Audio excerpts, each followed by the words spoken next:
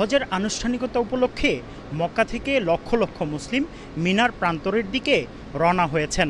ইতিমধ্যেই তারা সব ধরনের প্রস্তুতি সম্পন্ন করে রাত থেকেই তারা কেউ পায়ে হেঁটে এবং কেউ বাস যোগে অথবা বিভিন্ন বাহনে চড়ে মিনার প্রান্তরের দিকে রওনা হয়েছেন।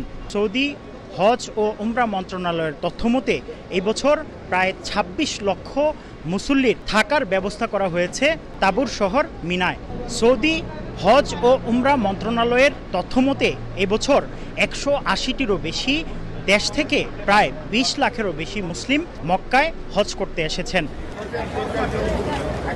আল্লাহ তাআলা যেন আমাদের হজকে কবুল করে এবং আমাদের যারা বাংলাদেশি ভাইয়েরা আছে তারা যারা কষ্ট করে যারা আসছে তাদের হজটা যেন আল্লাহ তাআলা কবুল করে। ৮ জিলহজ থেকেই হজের মূল আনুষ্ঠানিকতা শুরু।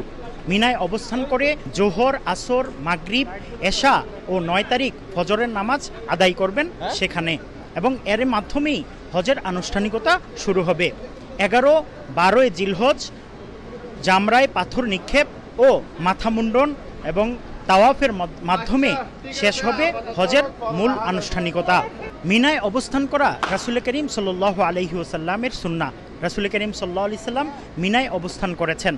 ইব্রাহিম আলাইহিস সালাতু ওয়াসসালাম ইসমাইল আলাইহিস সালাতু ওয়াসসালামকে মিনার প্রান্তরে কোরবানি করতে নিয়ে এসেছেন এবং সেখানে পাথর নিক্ষেপ করেছেন শয়তানকে। এজন্য এই আনুষ্ঠানিকতার মধ্য দিয়েই হাজিদেরকে যেতে হবে। মুফতি আব্দুল্লাহ তামিম, সময় সংবাদ, মক্কা, সৌদি আরব।